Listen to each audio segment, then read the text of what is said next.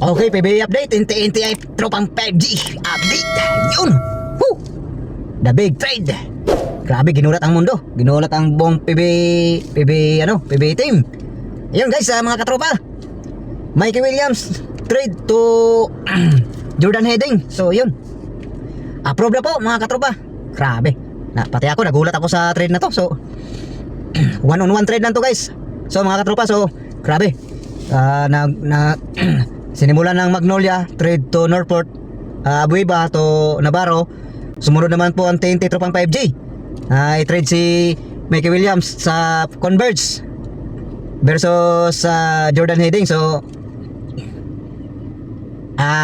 pareho po sila panalo sa trade na to, pero masakit po to kay Mikey Williams at saka double black eye po to kay Mikey Williams mga katropa. So yan nga po, pag-usapan natin to kung bakit masakit to kay Mikey Williams, at para sa ating TNT 5G team ay napaka-importante nito na napunta sa atin si Jordan Heading, kasi idol ko din po yan. Napakalakas, mas malakas pa po yan kay Mikey Williams mga katropa. So yun, pag-usapan po natin pagkatapos ito. Woohoo!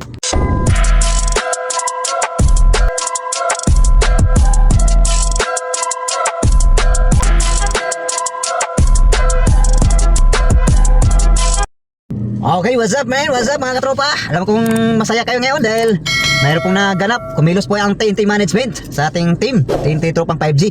So yung nga po, katropa na po si Jordan Heading. Kasama na po natin ng katropang 5G. So yung nga po, ginulat po tayo sa mga trade ngayon na unang-una po yung Magnolia, Abueva to Northport, kapalit po ni William Navarro. So yun. At nagulat po tayo, mga ilang oras lang ay sumunod na po ang TNT tropang 5G. Ang rights po ni Mikey Williams ay trade po nila sa Converge, kapalit po ni Jordan Heading. So so yun nga po, grabe, pati ako nagulat ako sa nangyari. So nakaraan pa pala, nag-uusap na po pala yung TNT management and Converge management. So yun, nagkasundo sila na one-on-one trade, kasi parang si Jordan Heading po ay excuse me po, ay parang ayaw na rin po maglaro sa Converge. So at si Mikey Williams nga po ay tinatry po ng TNT na bumalik sa kanila. So nagmamatigas pa rin si Mikey Williams at magulo pa rin kausap. So yun, napag-isip ng TNT management na i-trade na lang po sa Converge kapalit ni Jordan Heading. So yun, nagkasundo na po yung dalawang panig, TNT at saka Converge. So yun, nag-on-one trade na po sila. So ngayon po ay na-approve na po yan ng ni Commissioner. So yun, matagal pa po in-approve nga Talagang pinag-isipan talaga ni Kume. Grabe, pag SMC team ang mag-trade sa inyo on the spot, approve agad. So pag-halataan kayo mga Kume, pag-halataan ka. So yun nga po, pag-usapan po natin kung sino pong nanalo dito sa trade na to. Pero parang pantay lang po to sa sa both team. Pero ito po, unahin na po natin si Mikey Williams and Converge.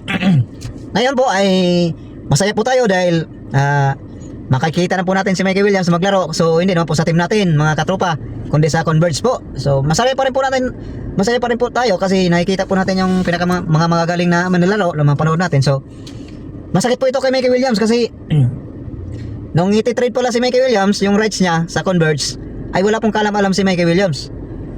At nagulat din po yung kampo ni Mikey Williams. So yan po talaga ang ng player Sila po talaga ang huling makaalam kung may trade na po sila sa ibang team. So ito, masakit po to kay Mikey Williams kasi 2 taon na nga po siyang hindi nakasweldo. Sa 26 million sana na kikitain ni Mikey Williams sa token text, 26 millions pa o $26 per month. 26 basta yun lang. At yun nga po, masakit po to kay Mikey Williams kasi inopera na nga po siya ng TNT tropang 5G na malaki ang salary kada buwan. So ayun, hindi pa rin po siya talagang mamatigas pa rin po siya, pasaway pa rin po talaga siya. So masakit po to sa kanya dahil po ang Converge po ay sinabi po doon ay hindi po kaya ng Converge ang ganong kalaking halaga ng pasweldo ng TNT tropang 5G kay Mikey. So masakit po to kay Williams kasi no choice po si Mikey Williams kundi tanggapin yung offer ng ano, ng Converge. So, ngayon maglalaro siya na maliit lang sweldo niya sa Converge. So, yan po yung karma ni Mikey Williams. So, biglang lumakas naman po ang Converge sa katauhan ni Mikey Williams kasi alam mo naman natin na 2 times MVP po yan sa TNT Tropang 5G si Mikey Williams nung nag-champion sila All Filipino at Governors Cup. So, malaki pong impact yan sa Converge si Mikey Williams. So, ito, lipat po tayo sa ating TNT Tropang 5G. Yun.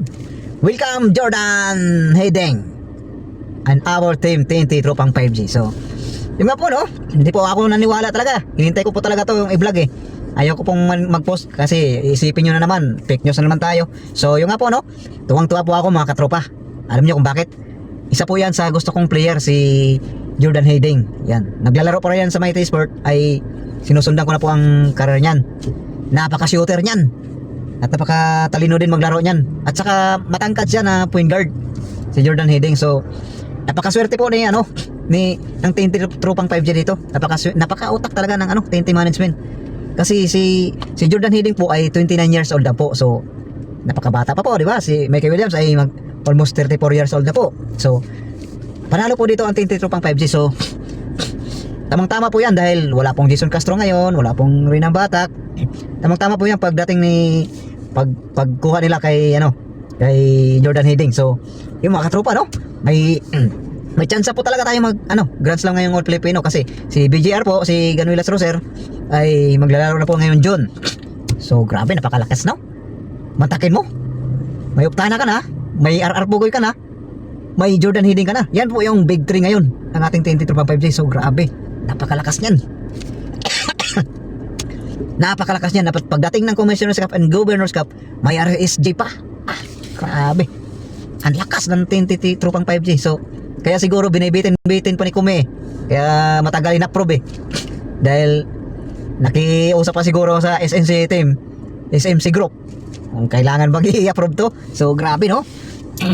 Napakatindi ng TNT Tropang 5G. Napakatalino ng TNT management. So, yun nga mga katropa no. In-interview po si Jordan Heydeng ni Ruby Tirado. In-interview po si Heydeng. Ang sabi po ni Heydeng ay kung makakalaro na ba siya sa TNT Tropang 5G. So, ang sagot po ni Heydeng po ay hindi pa po daw siya sure kung ngayong All Filipino po siya makapaglaro ngayong conference na to or sa next conference. So, dinodoble po niya ang kanyang rehabilitation sa kanyang back injury na sa isang araw ay 2 beses po para po mabilis po ang kanyang pag-recovery para makatulong din po sa TNT Tropang 5G, sabi niya. So, hintayin na lang po natin mga katropa kung makakalaro po talaga si Jordan Heydeng itong All Filipino. So, alam ko mga katropa na makakalaro yan kasi hindi naman makikipag-trade ang TNT Tropang 5G dyan, ang TNT management, kung hindi po yan makakapaglaro si Jordan Heydeng kasi kailangan po talaga natin ng point guard sa katawan ni Jordan Heydeng dahil wala pong Jason Castro and Renan Batak. So, magugulat lang po tayo na maglalaro na yan si Jordan Heydeng. Baka nga siguro ay style lang po niya yan nung nasa Converge siya kasi mayroon po siyang nakaalitan doon kaya hindi po siya naglalaro doon sa Converge. Ayon po yan kay Snubadwa ha.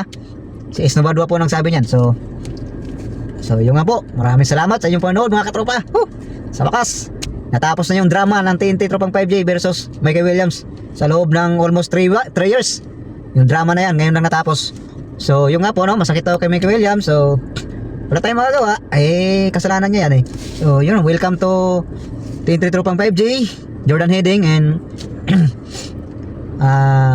nabay magbago ka na Mikey Williams sa iyong attitude. Yung pakabait ka na diyan sa bago mong team. So yun na po mga katropa. Kung hindi pa kayo nakapag-subscribe, mag-subscribe na rin po kayo.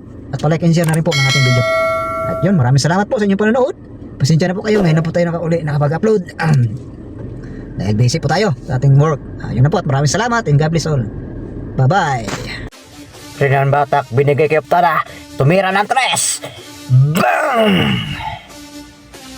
RR Pugoy may hawak ng bola. Pinantayan ninyo sa tumira ng 4-4. Bang! Grabe! Pasabit pa doon. Boom!